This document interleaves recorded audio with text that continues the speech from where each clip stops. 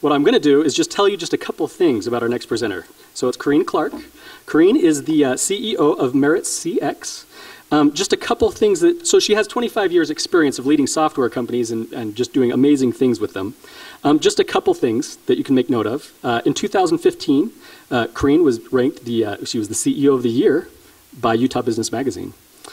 She was also ranked by ExecRank as number 47 of all CMOs worldwide. She's also received the Women Tech Leadership Excellence Award and the 25th Annual Twin Award and the Silicon Slopes V100 Award. And then we got our Utah Business Magazine just yesterday, and look who I saw was on the cover as Entrepreneur of the Year.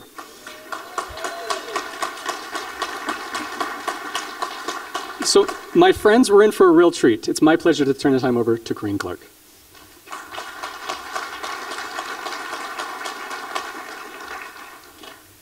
I haven't seen that magazine because I said to the guy when he took the picture, this makes me look thin and young. So he's like, oh yeah, no problem. So thank you for inviting me. I'm delighted to be here today. As Fred said, I am the president and CEO of Merit CX. We build customer experience programs for some of the largest, now the sound is on, some of the largest companies in the world. Merit CX is about 175 million in revenue, pushing up to 200 million. And if you think about, okay, what's customer experience? We don't have good enough customer experience on the planet yet. So think of your cell phone provider. They know everything about you. They know where you are every day. They know when you make calls. They know how much you pay every month. They know when you're searching. They know what you're searching. And yet when you walk into the store, they don't know who you are, right? What if you walked in and they said, Mrs. Clark, thank you for being a 32-year customer. Thank you for giving us all that money because all your employees use our technology. And we know you only come into the store to buy hardware, so we're not going to waste any time for you. Here's the latest phone because we know you always buy the latest phone. We've already ported all your customers, all your contacts over. Does that ever happen? No. That's what we do. So today, we're going to have some fun today. Hopefully, we'll see. I'm going to talk to you about what it means to build a culture, grow your team, and think about maybe there's some things you could do differently. Maybe there's some things that you could change that will help your business thrive and grow and help your team when they go to bed at night on Sunday night. They're like, I can't wait to go to work tomorrow morning. I can't wait to be there. I don't want to be home anymore, right? Because most people Sunday night, they're like, oh, I don't want to go to work anymore. But imagine if you had a team and an organization and a company that attracted the top talent, where you didn't have to pay recruiters. My executive team, I have 12 vice presidents. They all came to the company because I asked them to. I do pay them, there's that.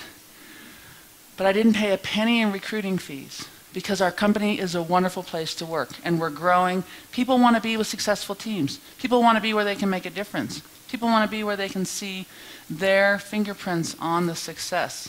They want to be where people will listen to them. They want to be where they're trusted. And companies do better when employees understand the brand, they understand what needs to happen for the company to grow. People want to be at companies that are winning, and they want to be where they can have fun.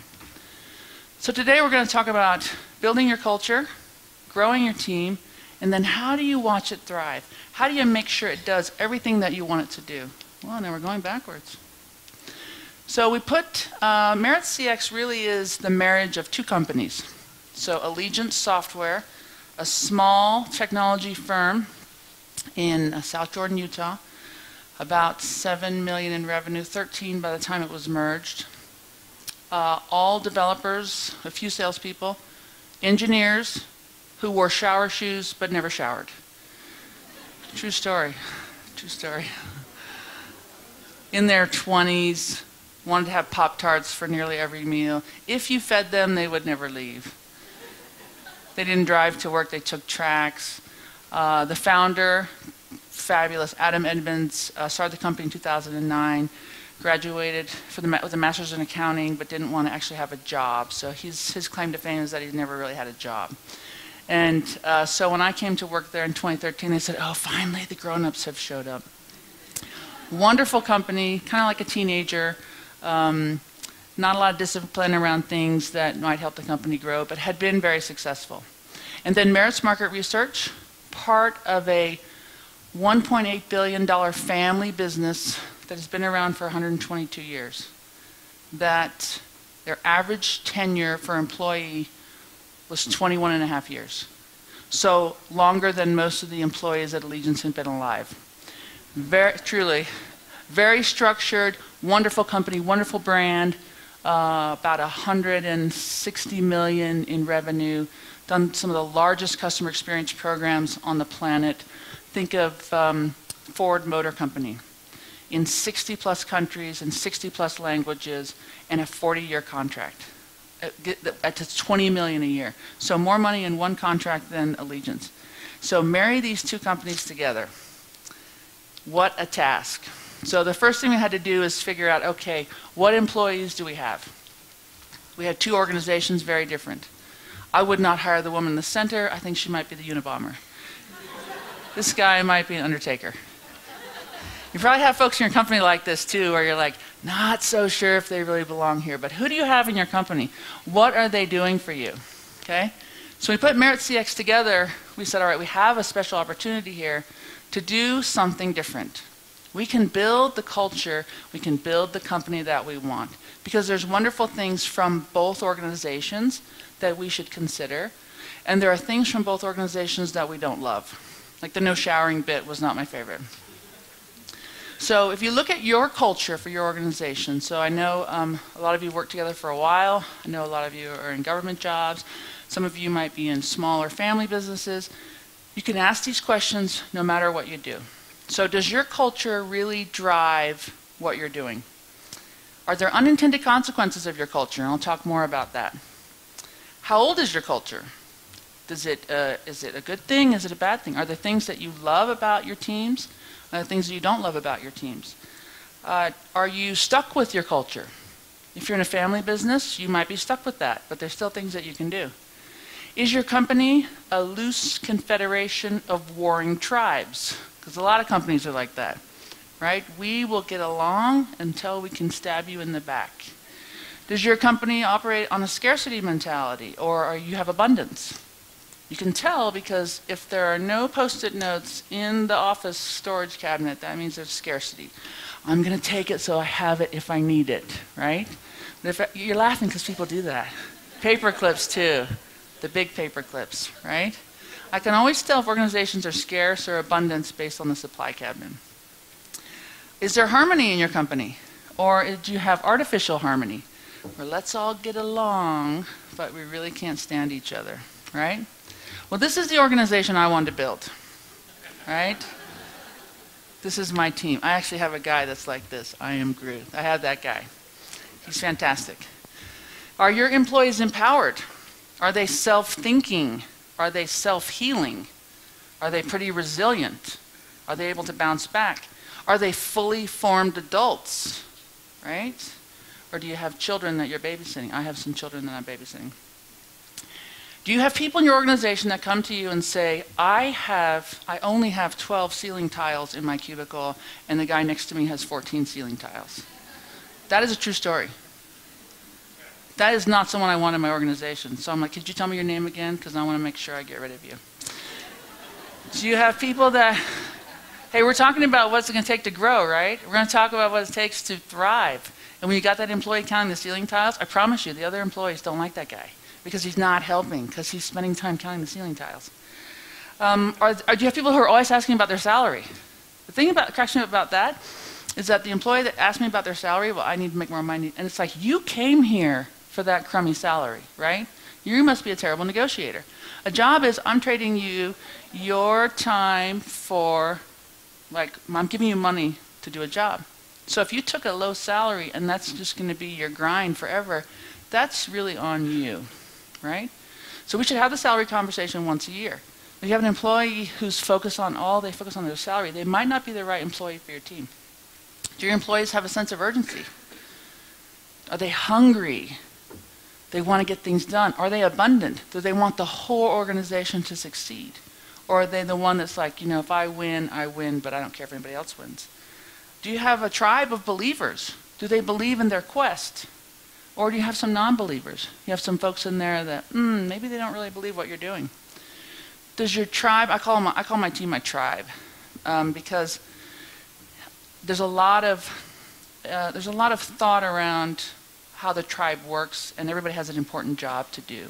And that my job just means the music stopped, I'm in that chair, and my job's different from their job, but there's a lot of tribal things that translate really well to our company. Do you have employees who feel like they're entitled? Right? That doesn't help the organization. I wanted an organization that didn't feel entitled. I wanted an organization of abundance. I wanted people who would relish in other people's success. I wanted an organization that had integrity, that was not afraid to push the executives, that was not afraid to say, hey, that's a mistake, right? Do you have that? Do you have people that can push? Do you have employees that can mine for conflict? That you're in a meeting, something feels choppy, and they're able to say, hang on, it doesn't feel like you're convinced. Help us understand that. Is that what your team does? Because a team that does that moves very quickly, moves really quickly through problems, moves really quickly through failure. Loved Greg's presentation because if your team can embrace failure and learn from it, I'm in a very innovative company. We have failure all the time. I've learned more from my failures than any of my successes. So do people learn and grow from their failures? My employees, I wanted them to trust us. I wanted them to know that we're going to take care of them. And I wanted to be the best place for them to work so that when they were done with their career, they looked back and said, oh, that time we spent at Merit CX was magical. Like unicorns came out every day, right? And I wanted them to see their contribution to that. I wanted to say, we did some really hard things, but look what we did, and look how awesome it was. And I have friends, and I care about these people. And I want employees who understand the skills that they have and the skills that we need to help them get.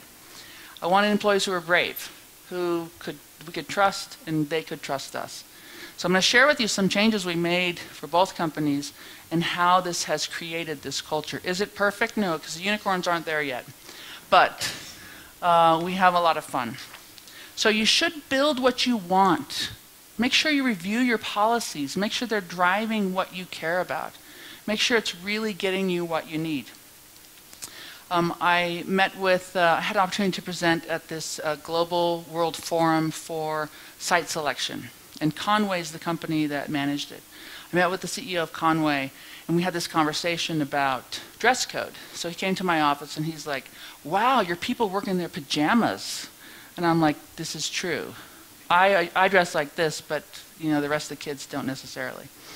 And he's like, is that weird for you? And I'm like, no, I don't really care what they wear, as long as they wear something, right? So he said, our company has a very strict dress code. And I said, is that getting you what you want? I don't know. I said, it should be getting you what you want. If it's a policy and a code that you're willing to enforce and have your people run through hoops, it should be giving you what you want. He said, I think it is. So fast forward, I go to a conference, speaking at a conference, and his employees kept coming up to me and they're like, oh, we're so glad he met you. We're so glad he spent time with you. I was like, oh, yes, because I'm so interesting, right? He changed the dress code policy. And he came up to me later and he said, they love me. And it was free. It didn't cost me anything. All I did was change the policy, and I told him I trust him not to wear Daisy Dukes and a halter top, right? And they loved me for it, and it cost me nothing. I'm like, see, when you look at what you have and is it driving what you really need, then you got to pay attention to that. And that's part of the culture, that we trust each other, that we're going to make sure that the rules and the policies and what we build is actually driving our business. So we brought the two companies together. A company with 21 and a half average tenure, 21 and a half years average tenure. What do they care about? They care about tenure, right? I have employees that have been employed for 40 years at the company. 40 years. I'm like, oh my gosh, did you ever wonder what could have been? No. These are not really my people, but they're my people, right? So, and they've been in the same job with the same title for 40 years. And their salary hasn't gone up a lot in 40 years. That, for me, that's death. But for them, it's security, right? So part of the organization, they care about tenure. I don't care about tenure. I love that people are loyal, but I only want the good employees to be loyal, right? I don't want the I don't want the campers to be loyal. You know, the ones that just kind of show up and they move into their cubicle and, oh, it's time for my break, right? I don't want those guys to be loyal. So we had to look at tenure. If you're there 20 years, you get a parking spot, which is cool. If you drive, right? The employees at Allegiance don't drive. Some of them can't drive. I have a 16-year-old employee who goes to high school, who's a pretty good coder, whose mother drives him to work. True story. His name's Jensen. He's fabulous, but he can't drive. So he's not going to care about a parking spot. So if that's your reward, a parking spot, it's not going to work in an organization that doesn't drive. A lot of my employees take tracks. They're green employees. They ride their bicycles. So we had to change this. So I said, look, if you have a parking spot, keep it. Fantastic. But if you want a parking spot, get to work early, right? I'm not going to do parking spots anymore because you don't get to stay here for 20, 30, 40, 50 years, 1,000 years, just because. We want good employees. We want employees to be engaged and to be happy to be here. So what are the perks that your people care about? Okay, so we changed this. Got rid of the parking spots. But we have other perks. All right, the other thing we changed was the dress code. Because the dress code at the parent company was really nice suits, slacks. We have some of the largest accounts, financial services and automotive accounts on the planet. And when those customers show up, we are suit and tie. Even me, I wear a tie that day, right? Because that's how they dress.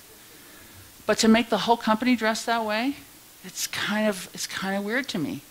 So our founder, I told you he doesn't wear socks or a belt. And he wears shower shoes. And so he's like, I can't dress like this. I can't dress a dress coat. I can't work here anymore. But I need people like him to want to work at this company. I was at the facility and there was a gentleman, a very nice dressed gentleman that had a sticker with a pair of jeans on. I'm like, you're kind of a grown man. Tell me about the sticker. He's like, well, I've earned the right to wear jeans. And I was like, oh my gosh, that is a weird thing to me, right? Why don't we trust you? So we changed the dress code. The dress code is dress for the day. That is all, right? That's it. Dress for the day. If you have customers, dress for the customers. If you're going to be sitting in your office all day, working on your computer, building wonderful code, I don't care if you wear your pajamas. I don't care if you wear shower shoes. I do care if you shower. But I don't care how you dress. Right? I'm going to trust you. If you have a dress code, is it important? Is it driving the behavior that you want? So I have friends at Zions Bank. They have a dress code. They need a dress code because they're going to be with clients and customers all day long. They're trying to present a brand and an image. Make sure that the rules that you have, the policies that you have, match what you're trying to do. Our dress code's gone really well. The guy with the sticker, he's like, you know, I actually paid for this sticker. I want my money back. I'm like, no. You get to wear jeans every day now, right? You're welcome. That's your gift. But I will make a donation to United Way for what you spent so that it's not a total lost cause, right? So when I talk to the employees, they're like, we love that you trust us. And guess what? They wear what their wardrobe is. They wear the slacks and the shirts. They wear what they have. They don't go out and buy new clothes. Okay. I have some crazy people at my company. These are not actually my company, but make sure that it's doing what you want. These guys, they love having a lot of fun. Your company will love having a lot of fun. All right, some days people have casual Fridays. I just tell my guys, look, just wear what you want. Since I'm the CEO, I meet with a lot of executives. I'm always in a suit. I don't think I've worn jeans one time to work. And it's fine because it fits. Dress for the day. All right. Vacation policies. So everyone has vacation policies. My vacation policy is take your vacation. That's it. Take your vacation. So the policy we had before was everyone tracked. You earned for tenure, right? Every day you were there extra. Every year you were there, you got an extra day. And we had 3 people that tracked it all the time. And you had to use it by the end of March or it expired. So there was no carryover. So what do you think happened in March? The very last month of the quarter. The very last month of the year, the most important time for us to close business and to get things done and before taxes. What do you think happened in March? Nobody was there. Talk about crummy customer experience. Every human gone. I'm like, how is this driving what we want? And who goes on vacation in March? Like, where do you go? Like, there's not really anything fun to do in March. Like, your kids are still in school. Hey, stay in school, but let me go take a vacation someplace. I mean, it's like, this is like a terrible idea. So when we asked, is the vacation policy driving what we want? No. People would go home and do a staycation at their house and still work. This is not driving what we want. So at the end of March, I said, let's let everybody clean off their books, and we're going to do what we had done at Allegiance, which is there's no tenure. We want you to take vacation. Take as much as you need. If you take 12 weeks in a row, you will be on permanent vacation. Right? You got to be smart about it. So what we said is we trust you. We trust you. We want you to work with your management to schedule your vacation. Some days you're going to need more. Some years you're going to need more. Some years you're going to need less. Take your vacation when you want to take it. Get your job done. That's it. And those 3 people that were tracking vacation all the time, we need you to actually help the customers. You're not going to track any more vacation. We're not going to track any more vacation.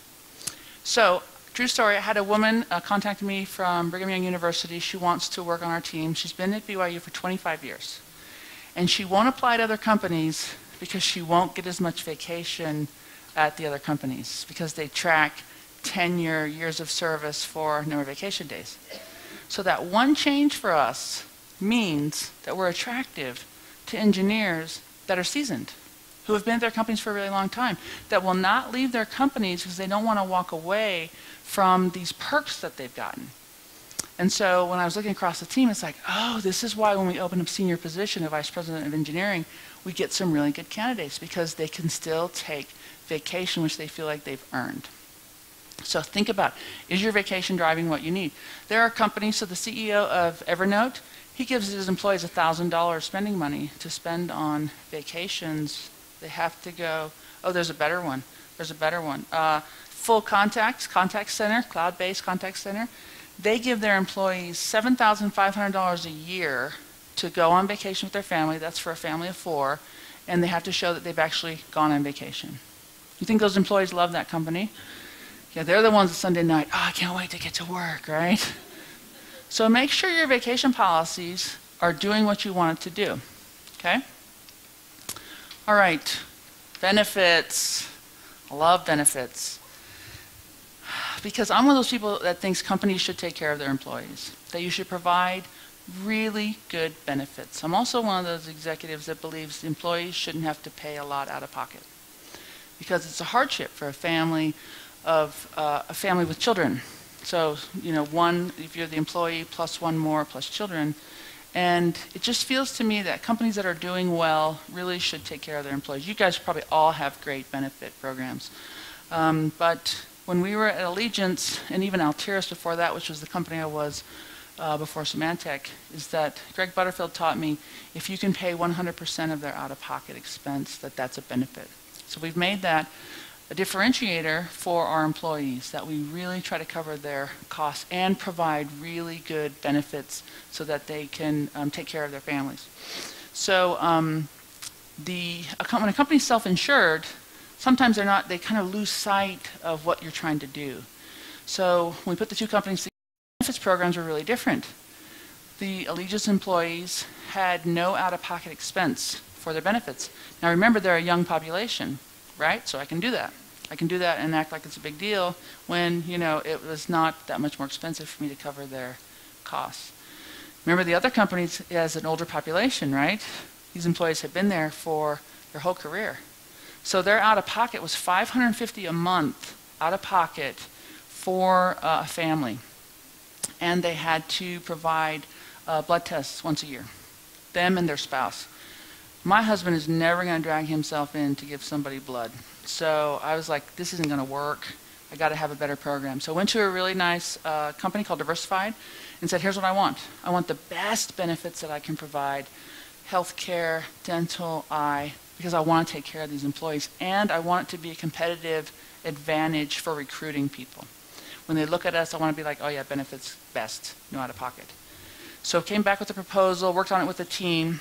It ended up that we put a health savings program together, and the out of pocket for employees was $15. So what do you think the Allegiance employees were like? Are you kidding me? $15 a month? Ah. I was like, could you guys grow up for me just for one day? What do you think the other company that came together with us? They were like, 15? You mean 150? I'm like, no, 15. They're like, is this a joke? You don't have to give any blood. Like $15 out of pocket. And all the money you put in your health savings account that I match, you get to keep. When you leave me, you get to keep that. They're like, we're never going to leave you. $15. So great. Benefits matter, right? It matters that your kids need asthma medicine and that you got heart medicine. And, I mean, it matters.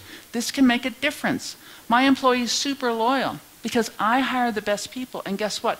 The best people have options. So the best people get recruited.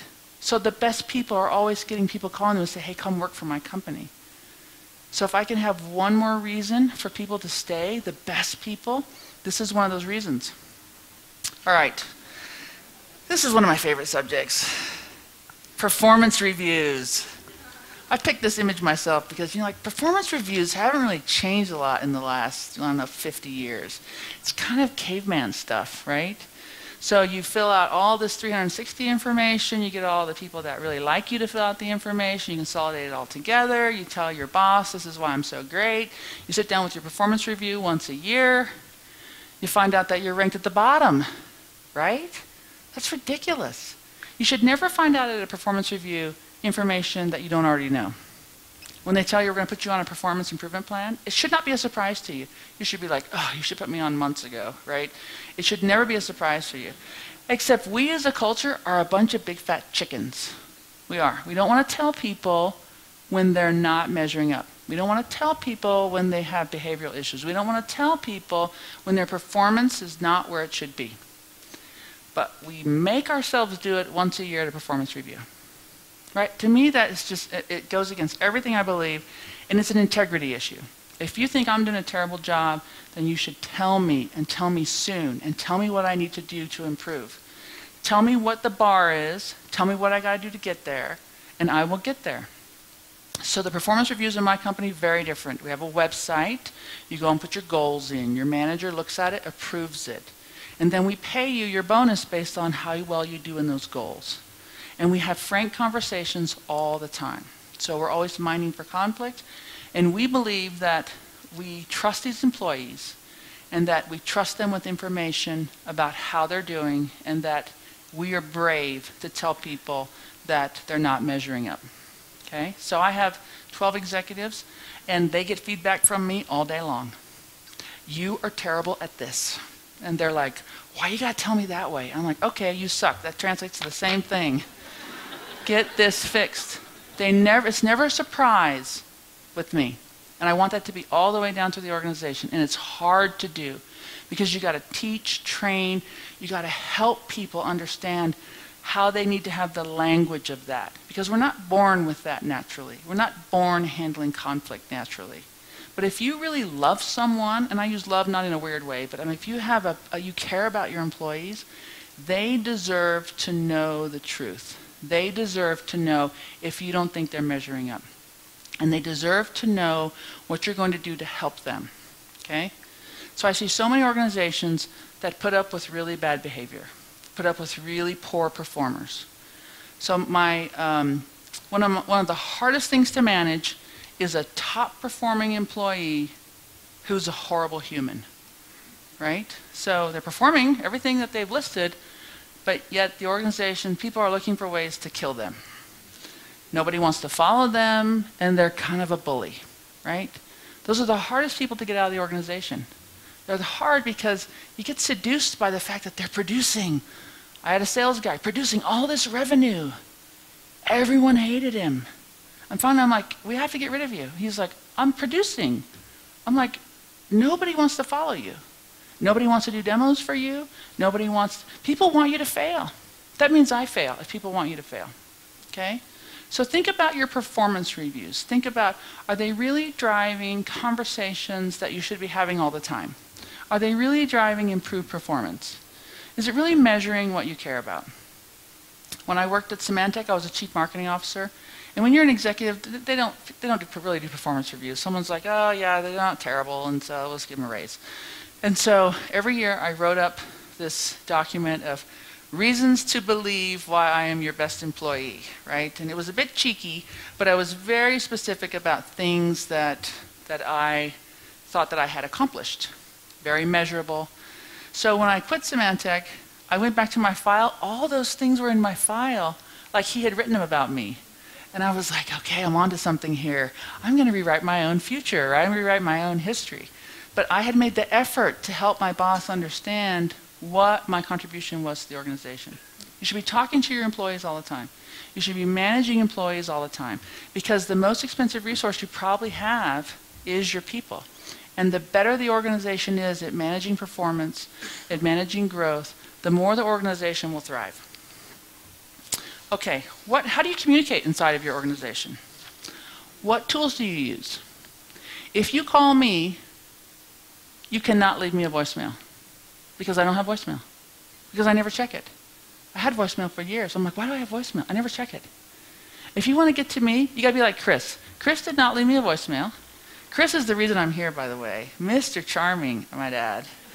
Please come meet with the best people. Yeah, let's give him a hand, because seriously. My team said, really? You're going to Cedar City? I'm like, have you met Chris? Only reason I'm here. And you guys. How do you communicate with each other? He didn't call me and leave me a voicemail. He sent me an email. Send me an email, because that's my currency. Email, text. My company, email, text. Everything is immediate. And if I send someone a text, I get a response back within the minute. Email within the minute, because that's how, and not because it's me, they might be afraid of me, but it's the rest of it's how we operate inside our company. We don't have a fax machine. We don't. We don't have much paper. We scan stuff on the computer, on the printer, and that's how, if we have to have paper. Someone said, I need to send you a fax. I'm like, we don't need to work together. We don't, right? What's your language? How do you communicate? And how do you tie everyone together? Are you using Twitter? Are you using Facebook? Are you using email? How do you communicate? Because if your army of employees can actually communicate outside about your brand and what you're doing, you can go faster. We had to teach the company, this is how you tweet, and this is why you tweet, and this is what you don't tweet. We had to tell everybody, you need to have LinkedIn, you need to have profiles. We want people to see our employees. We had to teach them how to do this. We had to teach them that there's a certain language that they were missing out on. Okay, we talked a lot about building your culture, and we talked a little bit about growing the team. So I mentioned that your most important asset really is your people. How productive are they? What is the ultimate objective for your organization? My ultimate objective is to build the best customer experience programs in the world. We're the world's largest customer experience company. My next competitor is half my size. So we have an opportunity to change the world, and everyone knows that. Everyone knows I call them my tribe. They call me Mama Bear because they know I'm so protective of them. But I'm also kicking their butts when they're not doing stuff. Can I say that here? Be swift to get rid of bad humans. We talked a little bit about bad humans. They don't help your organization. And when you finally get one out, the rest of the team can start to grow and can start to expand. They will surprise you. They will do great things. Teach your team the language of speaking up, not out. There's a difference. When you speak up, you say, I've identified this problem and I think I have a way to fix it. I need your support. Can I keep going? Yes, please, keep going. Speaking out is, this is terrible, this is terrible, this is terrible. All they do is complain, complain, complain. And those employees, they're not helping you. They're slowing you down. Get rid of fear. Fear doesn't help you get what you need done. Imagine how your team could operate if they were never afraid.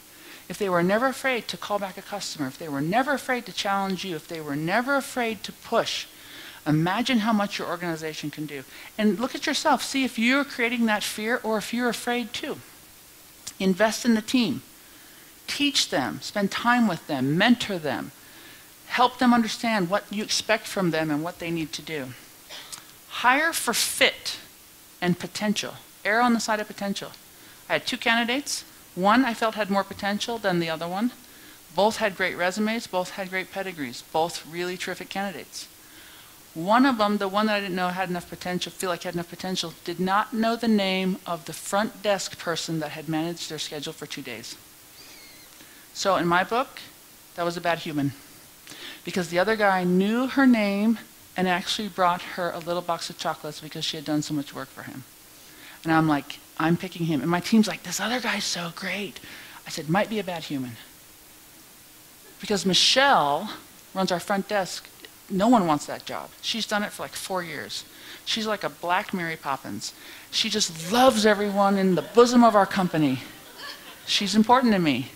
And the guy that knew her name and spent time with her, because she did their schedules both for 2 days. So we hired the other guy. So far, he's perfect. Embrace the millennials. They're not going anywhere. They're this generation's hippies. Okay? I love the millennials because I understand them. They're digital natives. They bring their own hardware to work. They don't need an office. They don't count office tiles. They're only going to stay 2 to 3 years. If I can get them to stay 3 years, it's perfect. But they're not loyal. But they're smart. And they know how to get things done.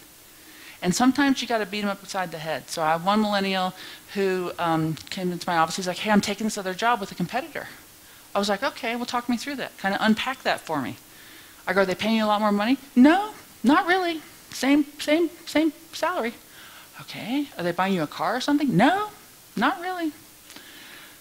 You have a non-compete with me, right? A 2-year non-compete because of the job that he's in. He's like, yeah, but I didn't think you're going to sue me. I'm like, I'm not.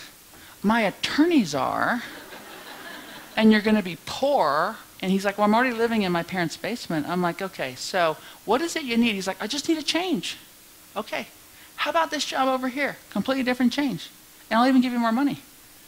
You do that for me? Yeah. You're a millennial. Go take this job. I just want to kill him. It's like he failed some IQ tests. He's one of the smartest guys I got. He's a millennial. He's like, you're not going to beat me later for this? I'm like, no, I'm not. I'm not going to beat you. But please don't be so stupid in the future. Seriously. They're not going away. You need them. They're good employees, but you got to beat them upside the head sometimes, right? And you got to love them because they're some. I have 40 interns at my company. I have 40 interns in Utah in my company, and they are fabulous. And they push us, and they build wonderful programs. But I just want to beat them sometimes. And I tell them, I love you guys, but there's a Rubicon between us sometimes. Because when you ask me things I think are stupid, I'm going to tell you, that's a dumb thing. They're like, we want to learn, but we want to travel, and we don't really want to have an office. So embrace the millennials. Be loyal to your top performers, because the rest of the organization will know that. Pay for performance. Make sure you always take care of your top performers. They'll never leave you. And pivot when you need to, like a skilled basketball player. If you made a wrong hire, get rid of that person. Right? I'm not saying you've got to run your business, though. People say, oh, that's so harsh. No. My company is one of the fastest growing companies in the world because we pivot when we have to. And I make mistakes, and I own those mistakes. And people want to contribute. People want to be part of a winning organization. And then watch it thrive, really.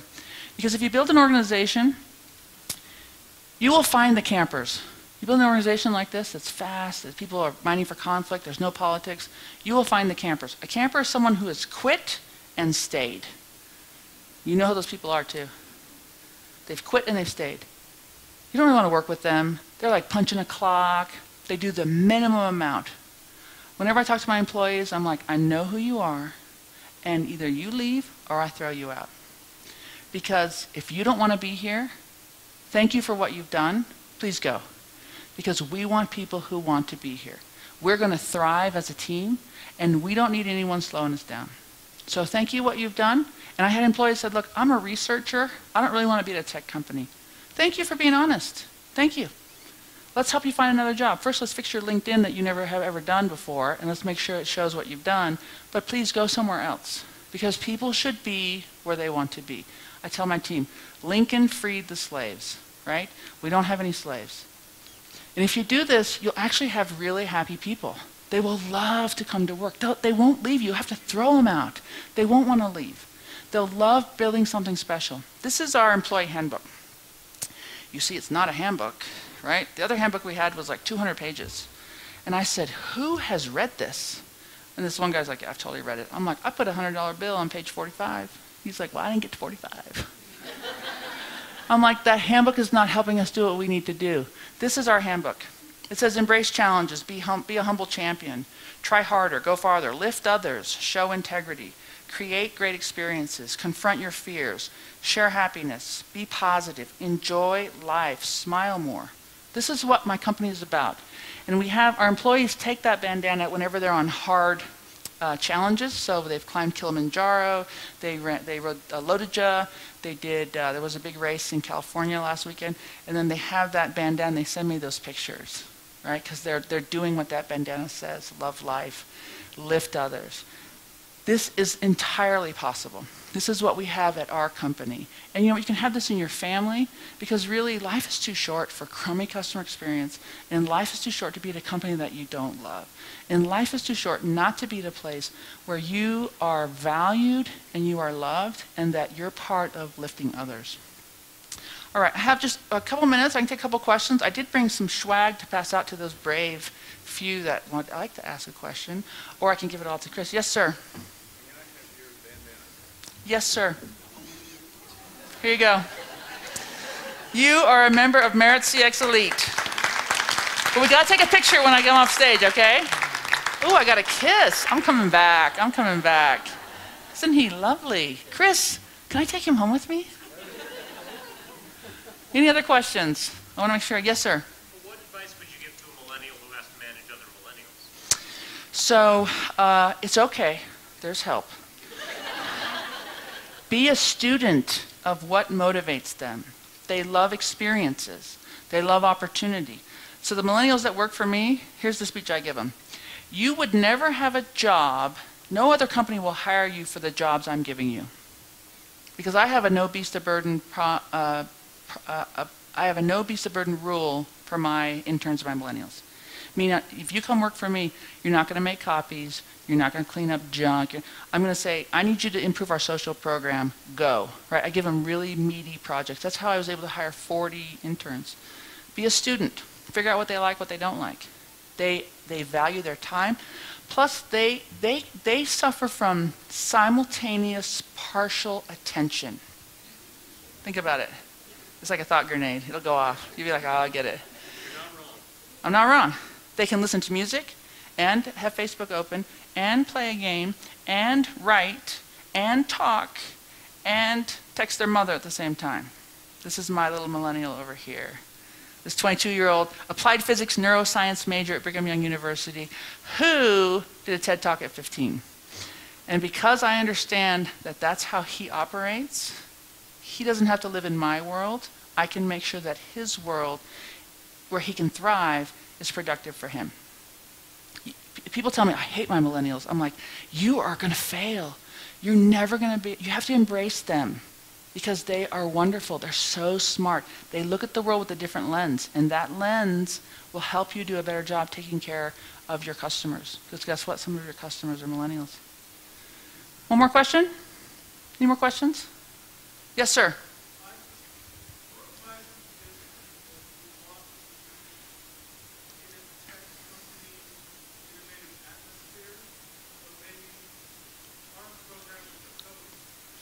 So I work really closely with a lot of universities to help young people understand that there are terrific jobs in tech that are not code-based. You don't have to be a coder, you don't have to be a programmer. So the first advice I give people is you need to understand technology. So not enough to say, okay, I know how to do Excel, I know how to do Word. You need to understand basic programming, even though you're not going to program. There's a book called Python for Kids. It's a paperback book. It's super simple. It has pictures. It's paperback. It's on Amazon. It's a good way for you to just look at, okay, this is how people think differently. Understand the language of what does cloud-based mean? What does software as a service mean? There's so much out there. There's a wonderful site called Khan Academy, K-A-H-N, I think is how you spell it. You can go get a machine learning class that's super cheap or free that teaches you what does it mean, artificial intelligence, what does machine learning mean. Just immerse yourself in what does it mean to be tech. To me, technology means you're using technology to make it easier to take care of whatever it is that you do. Don't think, oh, I'm not a coder, I can't get there. Because I need people who understand marketing, sales, who understand operations, who understand tech support, who know how to talk to customers. Of my company, only less than 200 are engineers. I have 1,000 employees, full-time employees, and 1,200 part-time employees. Only 175 are engineers. The rest of them understand what it means to be a technology company. They know that they can't leave me a voicemail, right? Because it's a different cadence. And don't be afraid of technology. Technology is a wonderful existence because there's a lot of venture money going into technology. There's a lot of investing going into technology. There's a lot of opportunity, a lot of fast growth companies. Utah, pretty great state for technology. So you saw that, I didn't even see that magazine, Entrepreneur of the Year. Whoa. The thing is that I know how to grow things. So it's not that I'm really an entrepreneur, I just am not afraid to make mistakes. I love technology, and so that's a very fast flywheel to be on. It's great for young people too. So make sure you're encouraging your young people, stay in school, get as technical as you can be. If you know how to read that Python book, go online, there are a ton of courses. And we need more young people staying in technology, and that's what will help Utah stay Silicon Slopes like it has been. Thank you so much for your time and attention, and I have some more swag. If you want to come up, I'll give it to you.